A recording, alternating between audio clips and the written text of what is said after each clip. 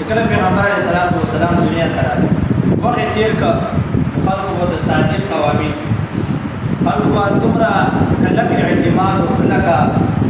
چې هغه خیرو خلکو چې کوم نه مانه پیغمبر یې نه مانه هغه خلکو به امانتونه راوړل پیغمبر علیه الصلاۃ والسلام داسې کلک اعتماد او امین او صادق پیغمبر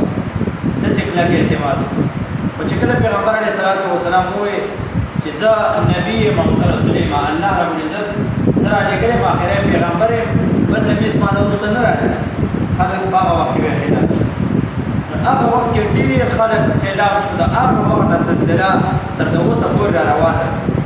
کوم یو قسم چې په کوم وخت کې ګستاخي کړې ده د الله رب العزت هغه وخت یو قسم پیدا کړی دی هغې د مخته ځمکې نه ورک کړی دی ګوره پیغمبر علیه الصلاۃ والسلام په دور کې ډېر خلک خلاف یې کاوه چا ګستاخي نه وکړه امیه ابی بن کعب یا امیه بن خلف دا داسې خلک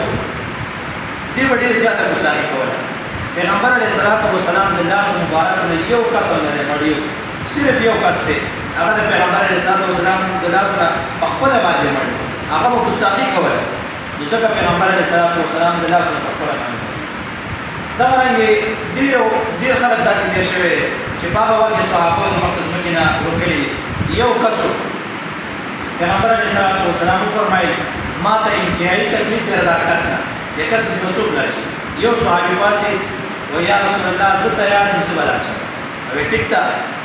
پیغمبر علیه الصلاۃ والسلام مدینه منوره کې دا کس په مکه مکرمه کې اوسېده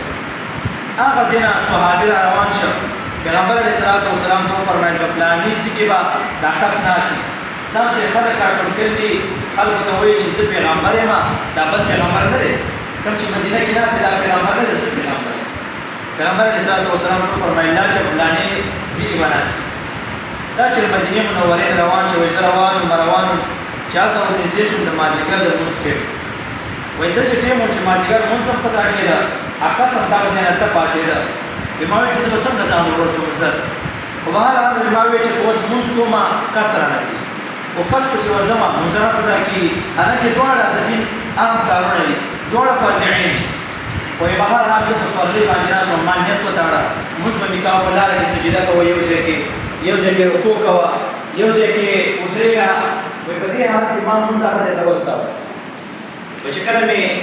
لمونځ ورساوه هلته مې سلام او دروازې ته ورسېدم بیا کس راته وویل چې څنګه راغلې ما ته وویل چې زه مدینې منورې ته راغلم او په تا باندې ایمان راوړم دې ته توریه ویلی کېږي علما په دې باندې پوهېږي دې ته توریه ویلی کېږي دا جایز ده دې خو ایمان په پیغمبر باندې وایي په ته ویل چې زه ایمان راوړم دې چاته ورغلې وایي دوی چې څنګه راغلې چې تا ما ایمان راوړم ویل چې راغلی یم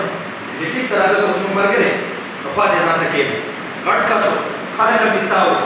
وایي دې ورته وویل چې یاره چې ستاسو وړې توره درسه ده دا څه چېرته درسه تاسو کوم ځای نه راوړې ده وایي په هغه وخت کې تورې دا د ترکي مشهورې ترکي هغه تورې وې د ترکو نه خلکو راوړې وایي دا زما توره ورسه وه ډېره هم وه زهر اوبه هم نه ورکړی شوي وې نو وایي دلته وایي چې راته توره دې لګوي یم کپ شپ واس وړې وې د تعارف هم وشو توره دې لګوي یم وایي چې څنګه دې کسب دې مستاخو د توره ورکړه د هغې کې دې سر وه هغه ځای په هغه ځای کې دې سر ووهه او په توره کې ستا دوه کلوسې را روان شوې کوم یو کس ما مخې ته راغلی دا حال هغه ځای ته روان شه پیاده مکې مکرمې ته راورسېدو پیغمبر علیه الصلاۃ والسلام ستا لمونځ مخته شوی و دا چې کله راغلی سر یې ولید پیغمبر علیه الصلاۃ والسلام ته وفرمیل بخه په تا باندې خوشحالي چې تا دومره لوی کار وکړ نو هغه وخت کې دا واقعیت د هغه وخت نه راروان نو کوم یو قسم چې الله رب العزت داسې جوړ کړي چې هغه د ختم نبوت لپاره محنت کوي ګوره د دین دا جذبه نه ده د دین دا جذبه معمولي جذبه دا رب العزت د سړي د مغفرت په واسطه دی